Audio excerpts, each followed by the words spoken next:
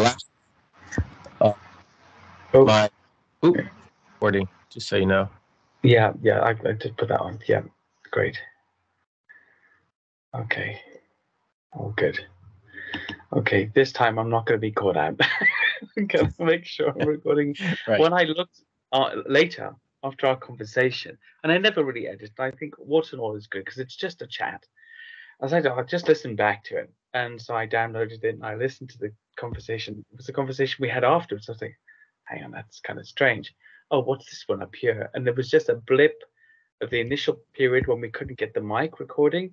And then when we started talking again, I must have hit stop instead of recording, thinking that we'd stopped the recording previously. Oh, And I just, I thought, oh my goodness, this guy comes out, he's ill, he's coughing, he's sick.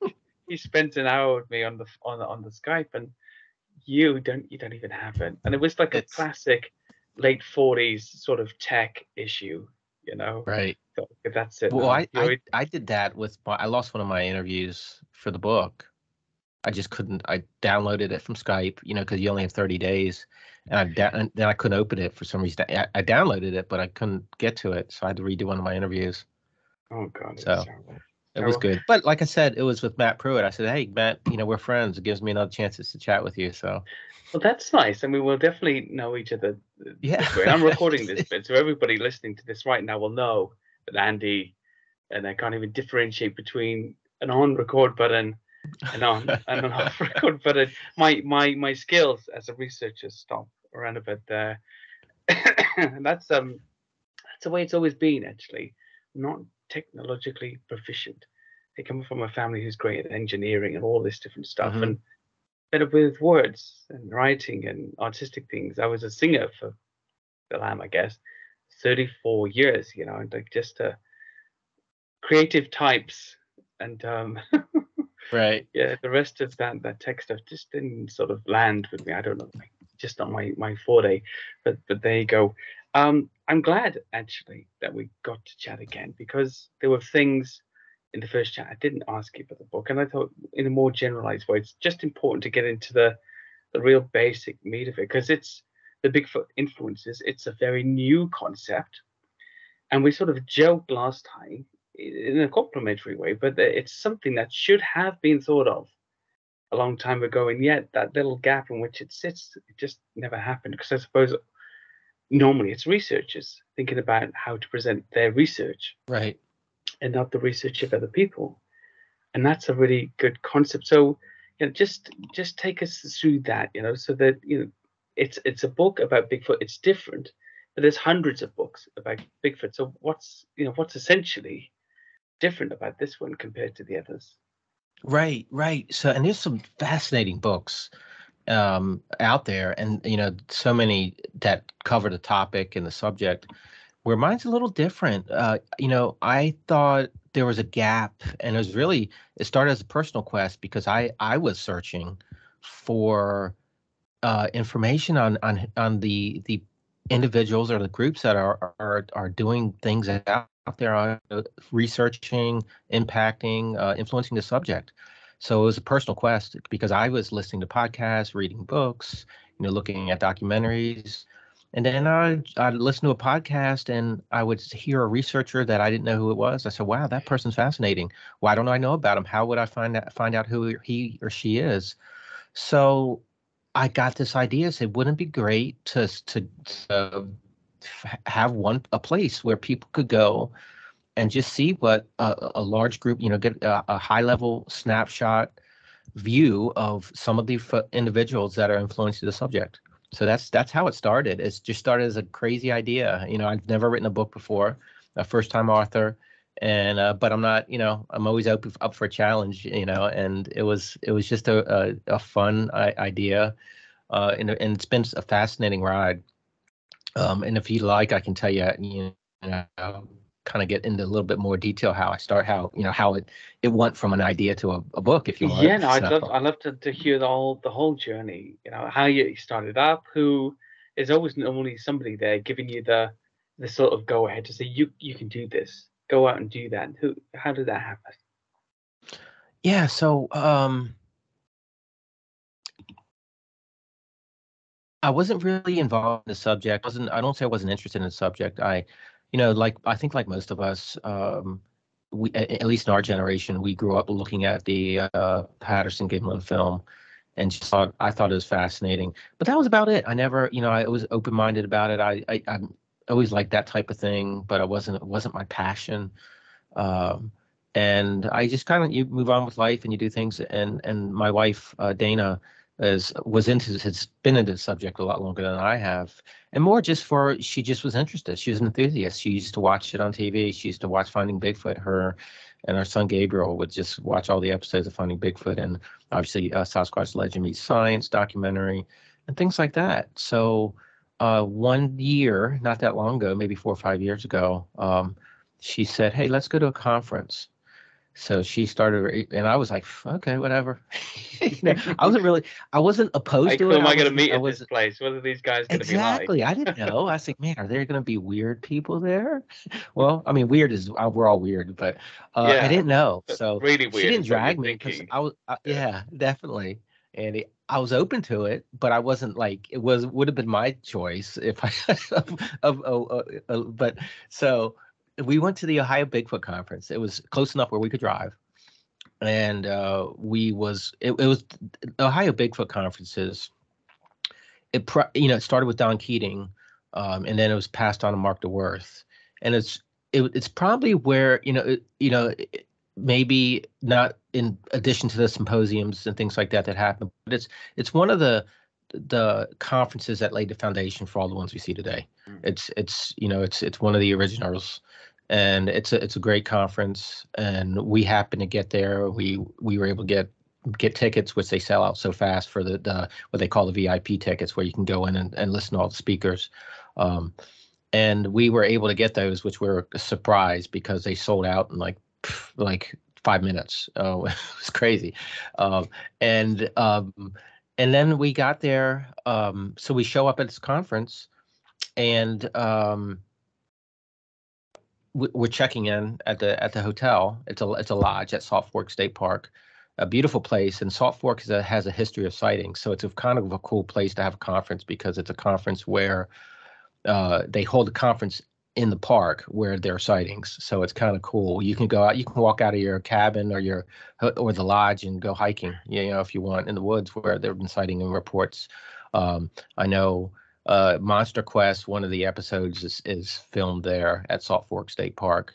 Actually, it's an ironic story is it's the same lodge that we stay in, the same cabin rather. And like, wow, that's looks like the place we stay, and it is Strange funny. synchronization. It is, yeah. So we show up at this conference again. I don't know what to expect. We check in early, I think a day or so early, and Dr. Jeff Meldrum happens to be checking in at the same time as we are, and I knew who he was, but I didn't. I wasn't really into the subject, so he's just another person to me. And my wife's like starstruck because she loves Dr. Jeff Meldrum, and so I just start talking to him and kind of cutting up with him, making jokes and things, and it was my intro into the world. So he's super nice guy, super welcoming. Just became friends actually. I think that weekend, and then later on that evening, we happened to run into the curator, Mark DeWorth, who puts the event on. And we were just down in the restaurant slash bar going to grab a bite to eat. And he saw us and he could tell we were first timers because I don't know if it's because we look normal or no, that's my joke. There's a We're lot of wearing check people. shirts or something like that, right? Yeah, well, Yeah. it was an interesting event because people knew we didn't we yeah they thought we were speakers and things like that, which is kind of Okay. funny because we're just people hanging out and listening to Kind Bigfoot. of Uh, premonition, maybe. maybe I don't Yeah. know. So he grabbed us and he said he's welcoming. He knew it was our first time there. He goes, well, hey, we have an event tonight at one of the we where we bring in the speakers and we just have kind of a pre-conference informal dinner cookout thing, and it was for some of the people, some of the friends, some of the volunteers, some of the others that work at the event, and the speakers. So he invited us to that event, and we got to meet. We got to hang out with Dr. Jeff Meldrum and Jonathan Wilkes and Cliff Barackman and James Bobo Fay. I think Charlie Raymond may have been there too. There's just a bunch of people there. Dr. Russ Jones, and just got to meet a bunch of people, and we're just, it was cool. I'm just, sitting there hanging out, drinking a cold one with them, and just talking about some things not even related to the subject. It's just really fun getting to know them. So, so that kind of was my intro, and what got me into it. And then from there, I was listening to Dr. Jeff speak later on that weekend, and I just scratched my head. I said, wow, there's actually a serious academic, a PhD that's interested in this subject. And if he's interested in the subject and the way he presented it, it's compelling. You got to say, wow, there's got to be at least something to this. If you've got if the way Dr. Jeff presents, his research and what he's because that's what he does. He studies bipedal locomotion. So I mean, here we have a specialist that just studies that. Apologist. I mean, the risk, Yeah. the absolute risk to take that position publicly it means you have to be convinced, because that's your whole career. You're not going to go Right. public as a university professor. He did explain to me he had tenure before he went public, and that's what he believed saved his career, because they did try to get rid of him, his colleagues, when he came out. But still a massive risk, reputationally. How are you going to advance if that's your position as an anthropologist? Right. Yeah. So yeah, and then Cliff Barackman presented and was just fast. Same thing. It was just the way he takes the scientific approach to it, and he really puts the data first, and it's all data driven. It's not speculation. It's based on the things that the reports they're taking, the tracks they're finding, and so I walked away that weekend thinking, wow, this is kind of cool. I mean, this is really it gave me a different perspective on the subject just from that. And then so then I kind of got into it. I started, we kept going to different conferences. We continue to go to the Ohio Bigfoot Conference every year, and it's that's where it all started. Wow. I mean, it's, to me, that hook that you get there. And I actually didn't really go to any, because I'm in the UK, we don't really have any Bigfoot conferences. Plenty of UFO and paranormal conferences. But when I'll tell you a funny story, at the time, the first conference I ever spoke at was a UFO conference. I did a cryptozoology talk with them, and my opening joke was that my wife quipped to me before the conference that for once I'll be the only normal guy in the room. And they kind of got it. Some groaned. But there you go. Because to me, that was a strange subject, even being into Bigfoot. But there you go. I think once you get into these conferences sometimes and you see the type of people that are there, they're nice. It's communal. It's welcoming most of the time. And even the researchers, and I had a similar experience to you. I think you recently at Crypticon. I was there in 2018, which is when I met some of those guys as well. And my first impression was, oh, these people are just happy to talk to you. That's really nice. And of course, people are just people. Why wouldn't they want to talk to people, right? But sometimes when you see somebody from, I suppose, that separate perspective of viewer or follower or fan to the person in front of you, that's a very different experience. You're familiar with a person that you do not know. Right. So how do you bridge the conversational gap? But at least from the followers' point of view. But they were very easy. They were very nice. And I had a very similar experience to you. So I'm not surprised that you were dragged into becoming a Bigfoot-y, in a way. And look what's happened with it. I know, and I've met a lot of friends. I mean, I've walked away with this. I've got some friends that I've made through this, and I cherish that. It's really cool, and I think my wife and I both, we're people. We love people. We love learning about people. We love hearing about what you do and how, because we're just interested. We like you, and I think and I think some of the things that tie into the concept of the book, because there's part of the book is not, and we'll get into that later, but I remember that first weekend chatting with Dr. Jeff for a while, and he may not remember it because he talks to hundreds and thousands of people, but we talked more about our family and our other interests than we did about Bigfoot. And probably because, number one, I didn't know enough.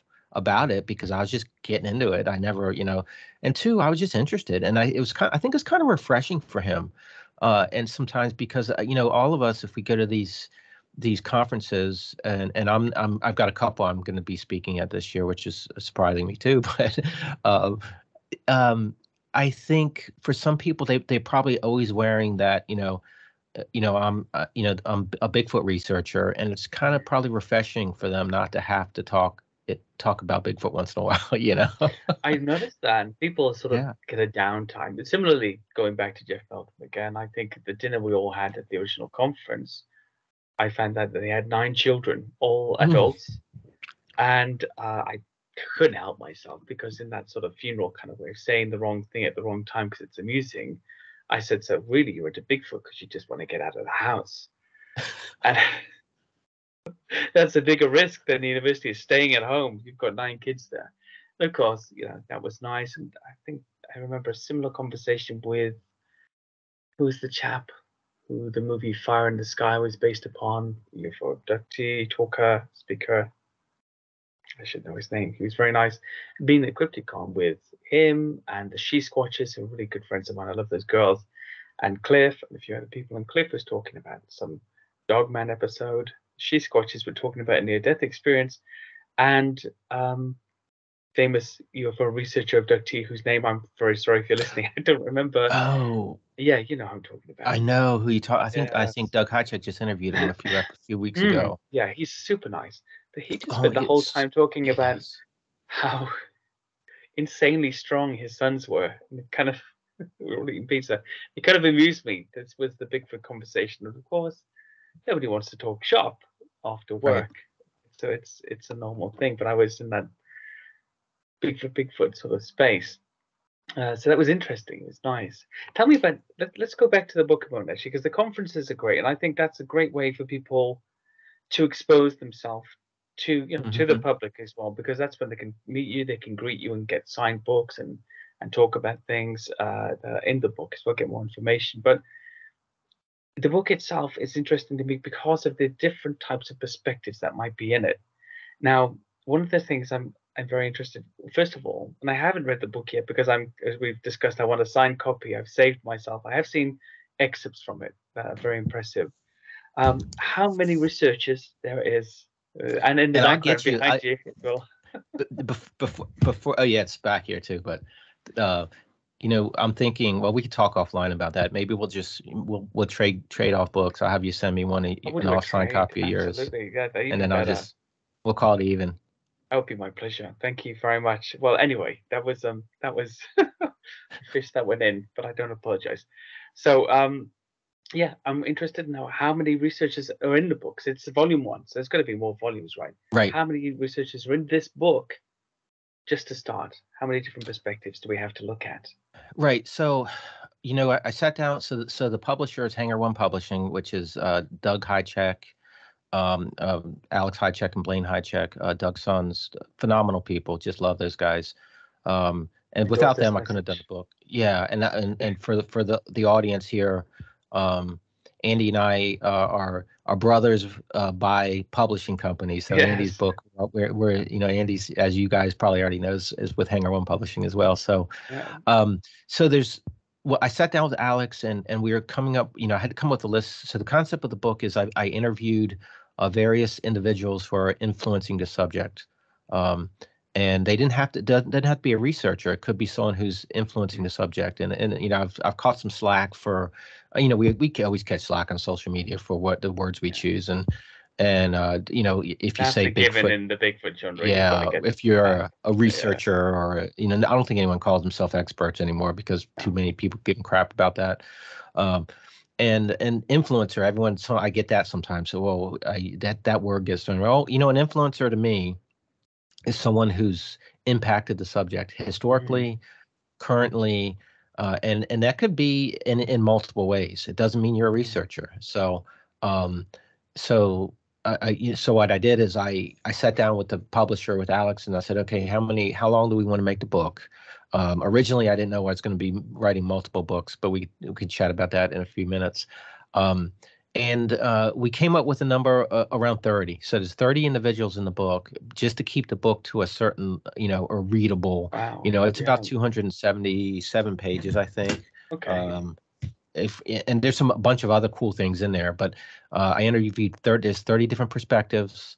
Um, I think most of there's some interesting things, because there's some um, there might be a few individuals in there that people have never heard of, but have been Wow. involved.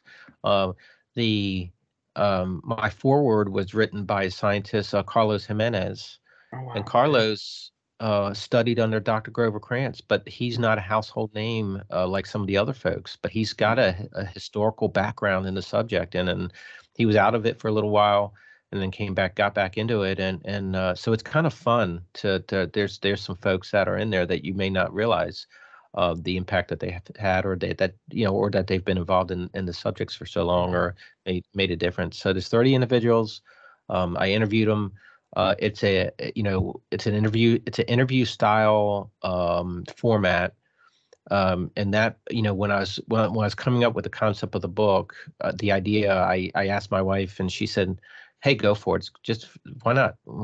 Just do it." I'm like, "Okay, sure, I'll just do it." Never written a book before, and then I called Matt Pruitt, who, if the audience don't know, Matt Pruitt's a researcher. He's been involved in the subject for a while. He's the producer of Bigfoot and Beyond with Cliff and Mm. Bobo. He was involved with some of the production of Finding Bigfoot.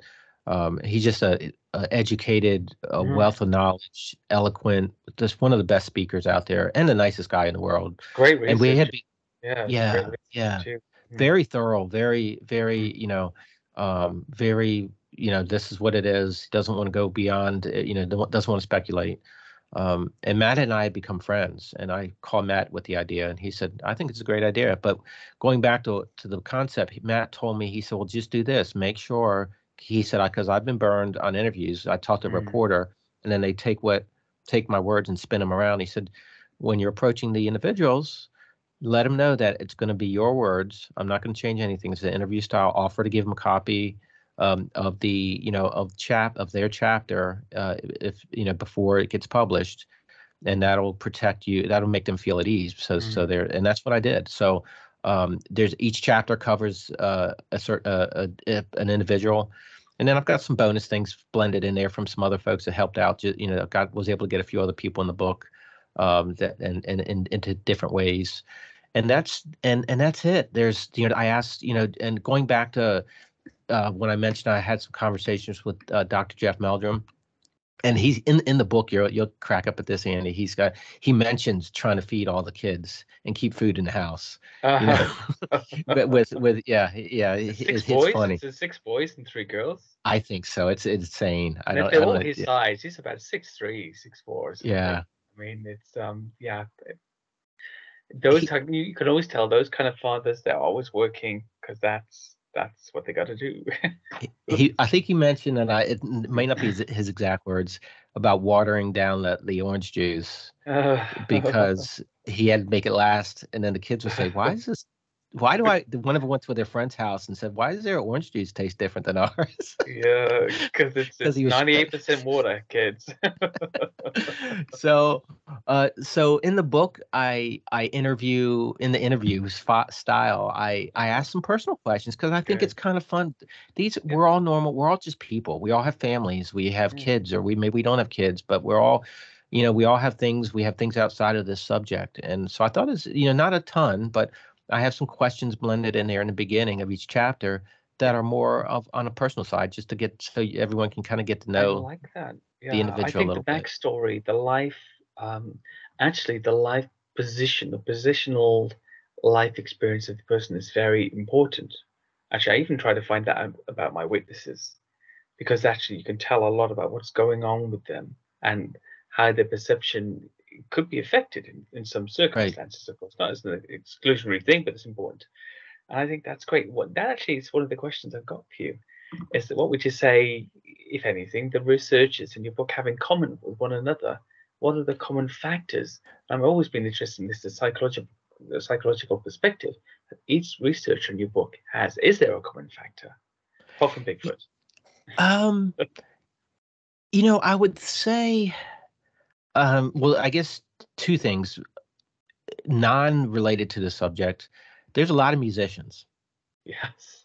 A lot of musicians, and I'm not sure. I mean, I don't know if that's just there's a ton of musicians out there in the world, or Yeah. if it's something related. But that kind of stood out to me that most of everyone, in your present included, you're a musician as well, Andy. So um, I would say 90% of them, play an instrument or sing, which is that's Interesting. interesting. Definitely. Interesting. And then most of them got into the subject of Bigfoot because they had a personal experience. And I think that's kind of normal Ah, for a lot of researchers. The reason they're researching mm, is because they had an encounter or something happened, and okay. they found some type of trackway or something, and they say, oh my gosh, and then that Okay. kind of springboarded them into the It's subject. the whole you can't unsee what you've seen sort of principle. Hmm. Somebody has an experience, they know it's real, they can't deny the validity of that experience, and then the questions and the researching, if any, starts after that, or at least it compels them in some part of their life. I don't have that actually. I'm just very very curious about it. But going back to the musician part of this, you were at CryptidCon recently. Was there a karaoke in the bar afterwards? No, there should have been though. Oh, And okay. yeah, Well, there was one.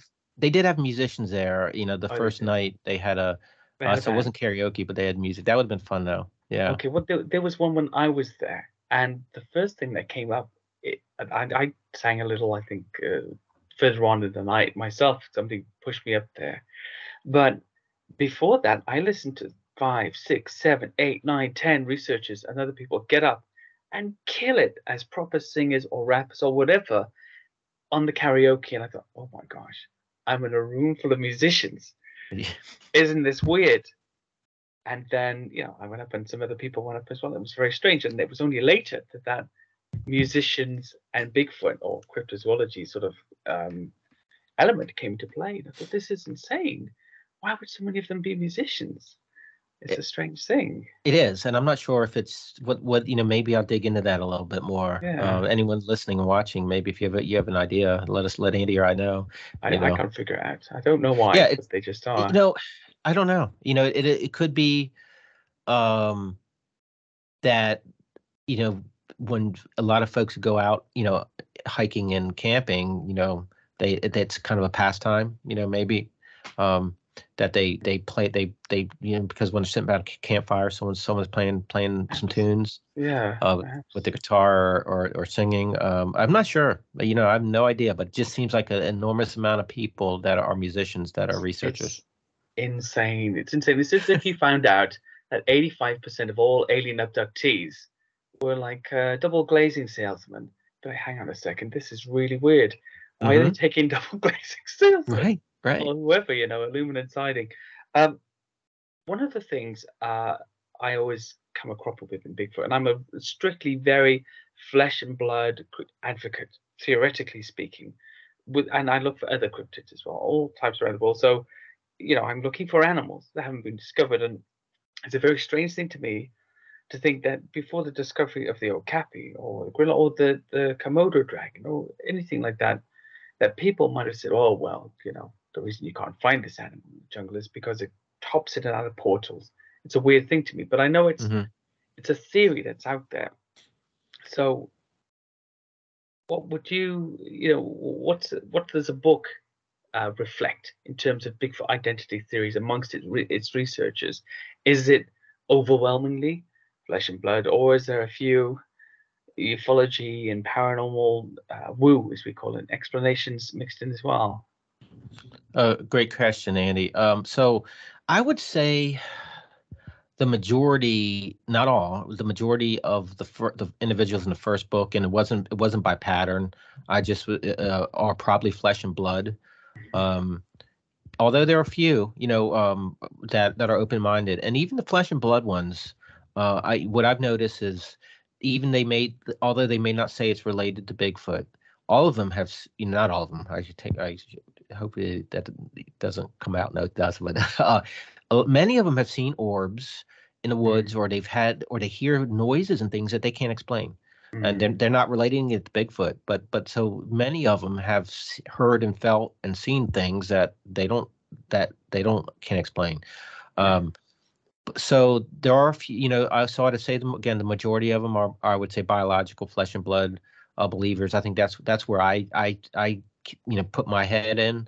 Mm. Again, I'm not smart enough to know. I just say, hey, it's to me, it's not. Let's make sure it's not an animal. Let's rule that out first. And I think Yeah, that's exactly. Yeah. where I Before you would get lean your towards. EMF meter outlets, Right, let's find out if this thing living in the woods is a right. creature. Yeah, But yeah. but there are a few Ron Moorhead's in the book. So Ron started as flesh and blood, and now he's open minded to I think he still thinks it's science. He still wants to take a scientific approach, Mm. but he's thinking Ron leans towards the quantum physics theory, and maybe there's different dimensions and different Yeah. energy levels, and that we're all beings of energy. So I think it Crossing still is. planes, so to speak, or Yeah. okay. Stacy Brown's in the book, so Stacy's open-minded. I think he still thinks it might be flesh and blood, but he's totally open-minded that it may not be because he says he sees, there's a commonality with the orbs and Bigfoot sightings, and there's Mm. commonality why all his electronics go haywire, Mm. when he's out there sometimes, So there's something that, and then Les Stroud's in the book.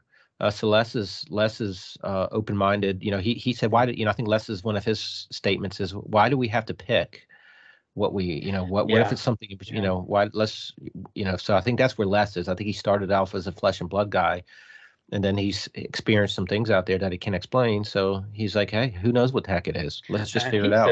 an experienced outdoorsman. I mean, it makes me lose hope a little in the sense of if he's out there and he knows the country or the terrain and he knows the sounds of the forest so well, Hmm. yet he also can't locate this animal if and okay, he's not, I suppose he's not a zoologist or wildlife specialist or biologist anyway, or tracker even, but he's got those skills. You'd think Hmm. he could find it. And that every time I see you go down, I'm a big fan of Les Stroud. And Phil, I'm like, oh, I was banking on you, Les, to make this Come happen. on, Les. Yeah. Come on, because you've got the skills of me as a city boy. Once I get out there, I have to be rescued, every 3 hours with a Starbucks or something just to make me right again. There was a joke recently amongst some of my friends that if I was on Naked and Afraid, I'd be like an hour and a half till I asked them to sort of helicopter me out to the nearest coffee shop. And Right. because I'm a city boy, I love the woods, but there's elements when you know it, he knows it. Right. So what is that? Now, we spoke last time in the conversation that never was about the fact that I had this theory for a long time that something about two theories, something about human ego says once we can't find anything, we start looking for supernatural explanations because Hmm. it's impossible. The conquerors of the earth cannot locate something, with all the tools and experience. And the second theory was based upon things like infrasound and other aspects that could perhaps affect electrical equipment and also our bodies. I always hear about people talk about being zapped and Right. things like that. And some animals do have this ability. It's said that tigers use infrasound to stun their prey into motionless as they're creeping up on them. And there is perhaps something in that. We definitely know elephants use it, some other animals anyway.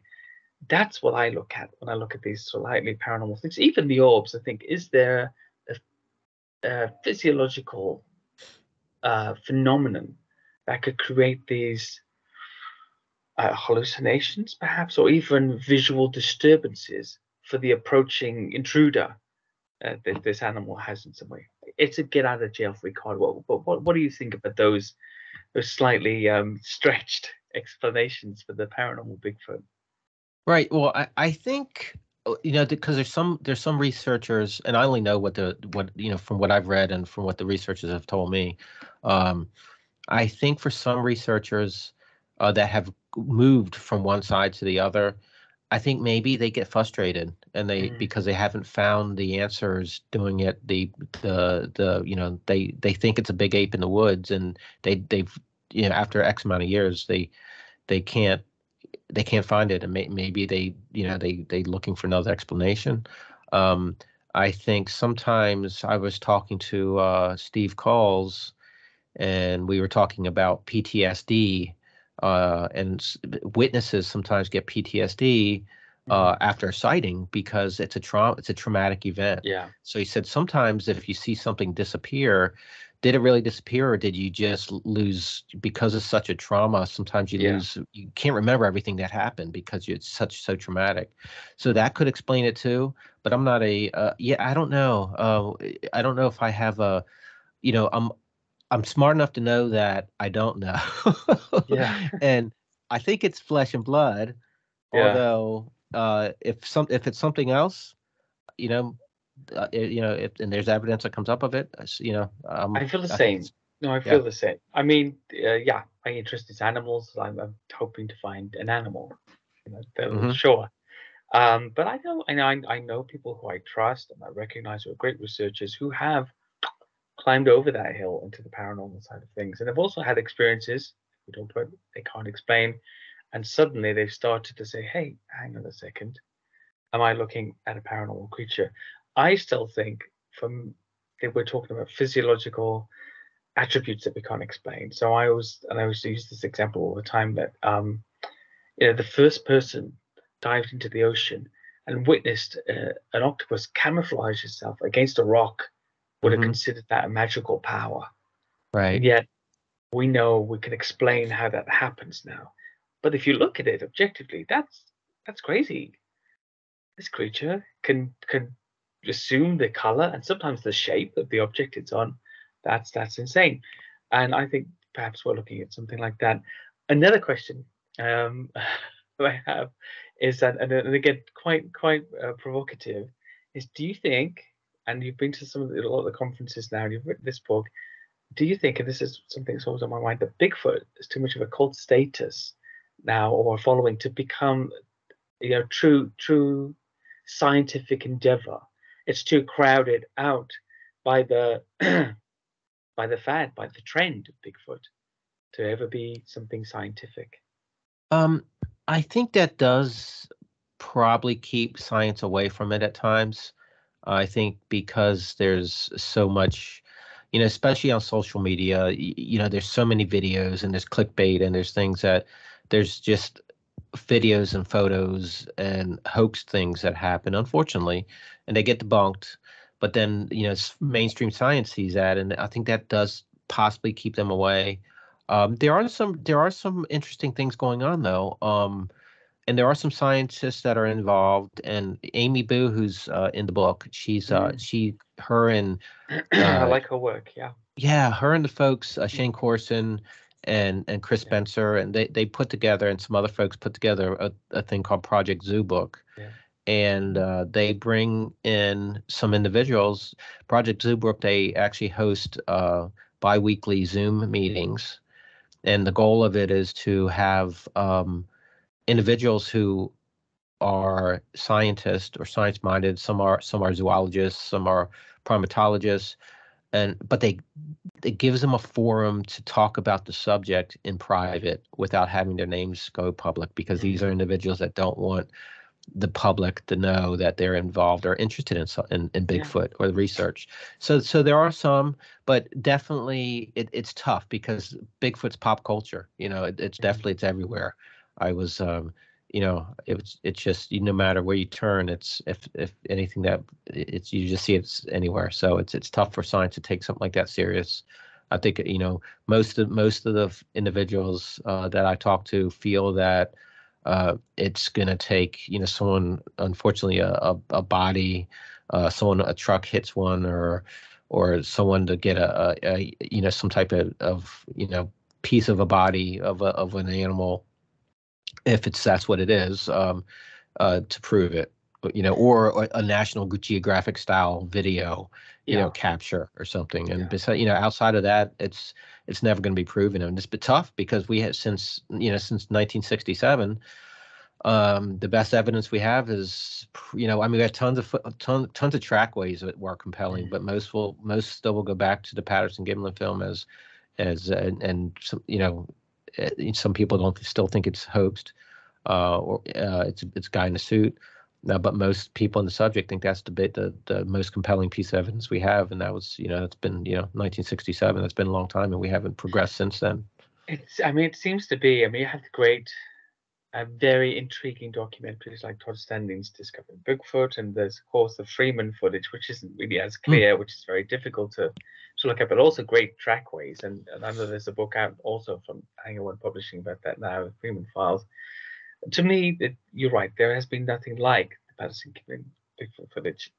I was half and half on it for a long time until I saw, again, Professor Meldrum's talk on it, and everything about the physiognomy of the creature and its movements and its musculature and its gait was explained. And I thought, okay, that's okay. They can't actually replicate it. And I think the proof is in the fact that we would do it again. If such amazing fakes were plausible and possible in 67, we could do it every year to that degree, to that standard. So yeah, I'm with you on that one. Something else about I think about the genre that's interesting, I'd like to get your take on, is the similarity in sightings.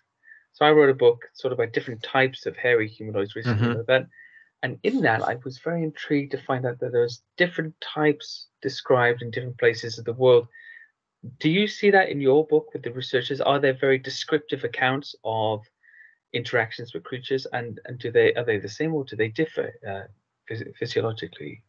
Right, and that's a good question too. Yeah, there are similarities and there are some differences, and I don't know, some of the differences could be geographically. There's some varying colors that some individuals see black. There's been gray ones. There's been, brownish. Go to all different variations of the hair. So that varies. The size.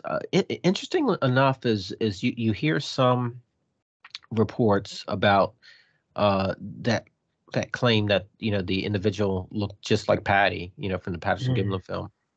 But then many say it's they see something leaner with a small waist and more of a broad-shouldered, almost like a bodybuilder type build.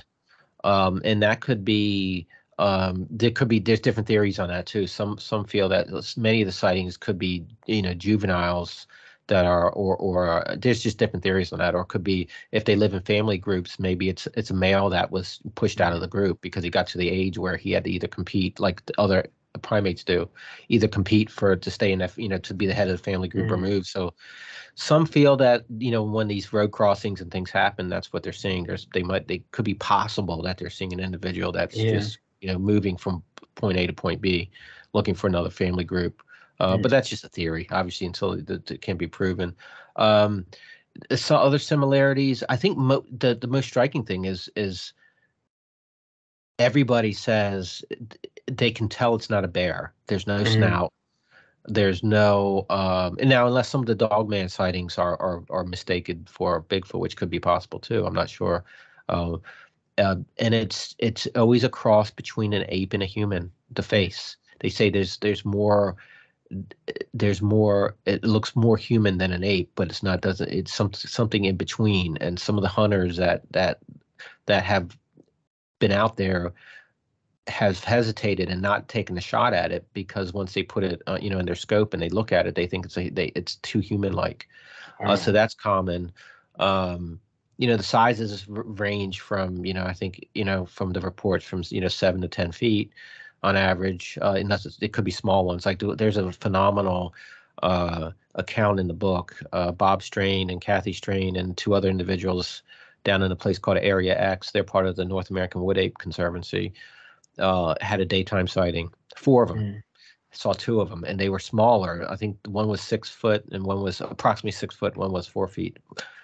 Daylight sighting. Four researchers saw these, and they bolted up the hill and they witnessed this, and they tried to chase up the hill and they couldn't, and it was just, those are the types of things that make you scratch your head. Say, well, there could be, is this mass, everyone wonders how do we get these thousands and thousands of reports, of eyewitness reports of these things? Could there be that much mass delusion or that much misidentification? But what compels me is when you get reports like that, when you have multiple individuals seeing a daytime sighting, seeing the same Yeah, thing. absolutely. That I think Peter Burns told me there's a report he had taken. I'm not sure if it's 2014 or 17. I probably have the date wrong, so forgive me, Peter.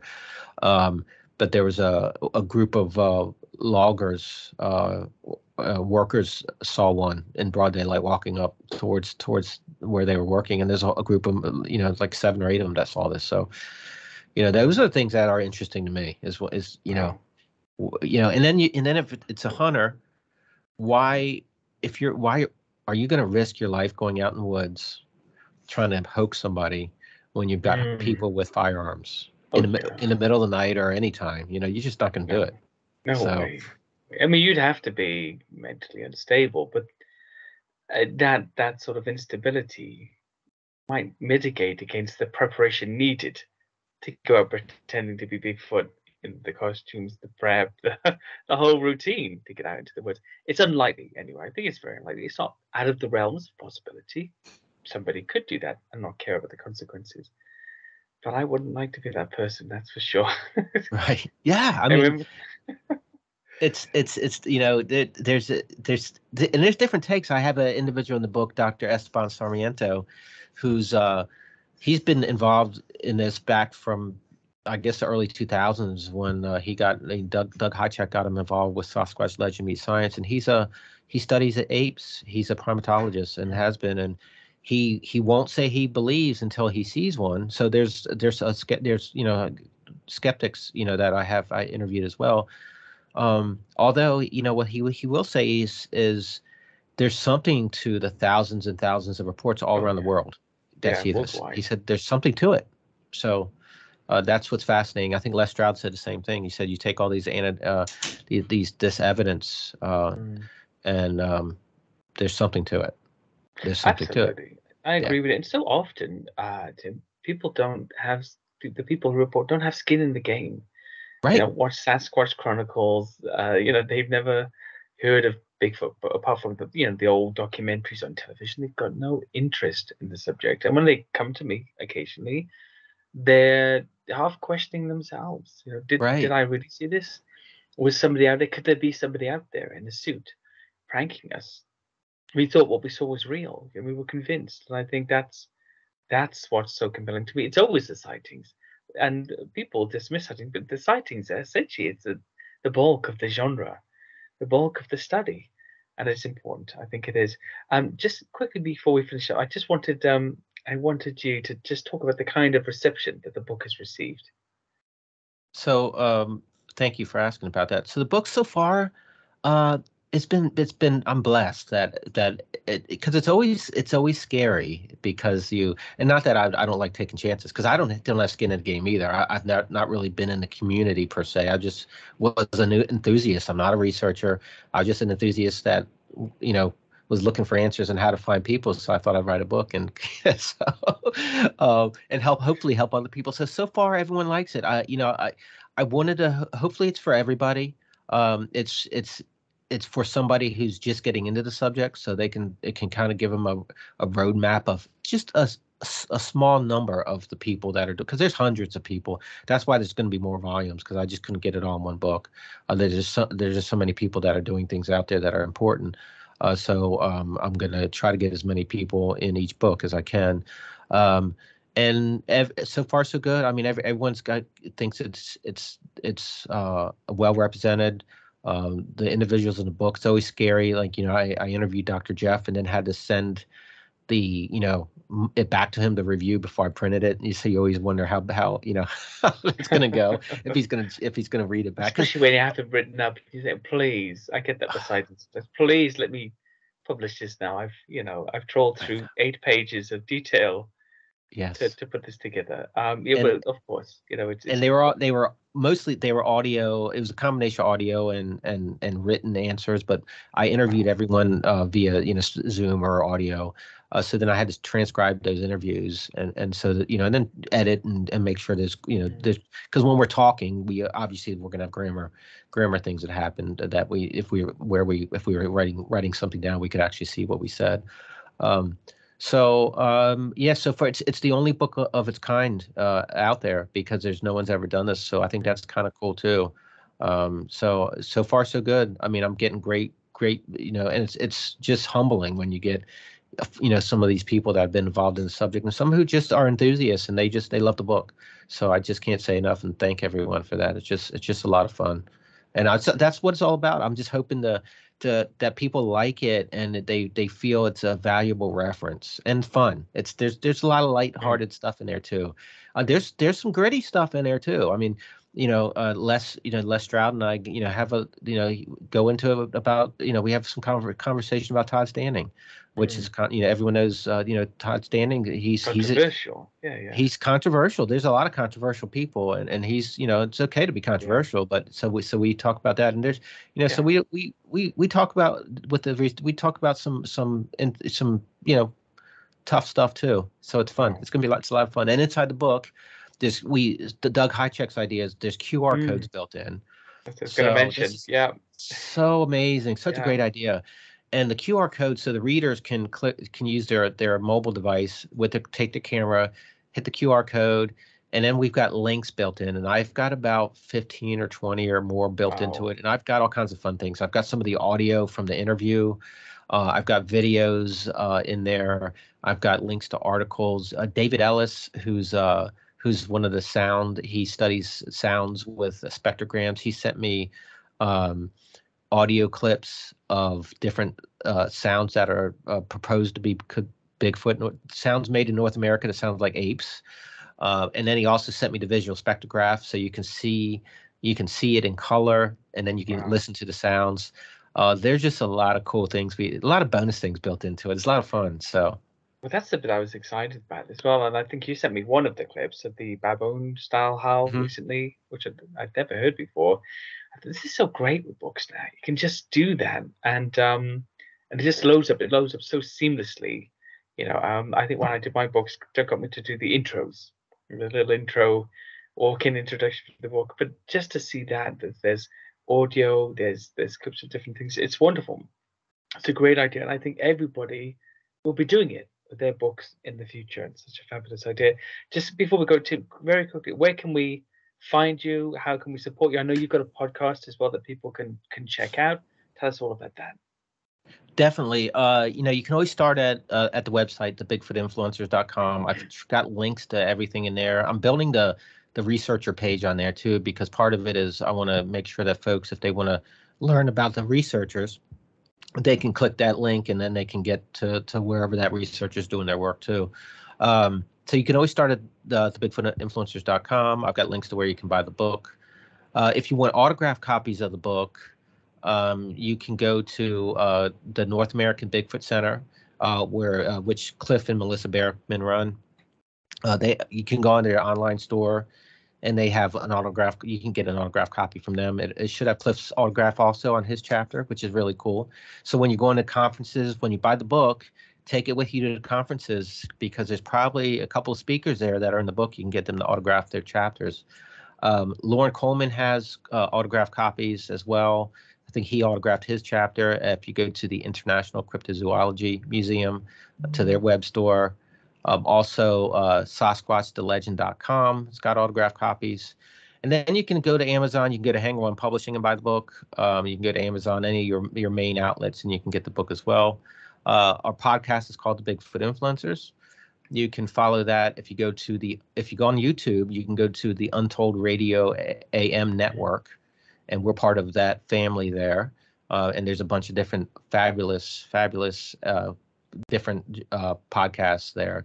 And then you can just go to any, if you look up Untold Radio Network or Untold Radio AM on any of your podcast platforms, you can find us on podcast and like us, check us out, let us know what you think.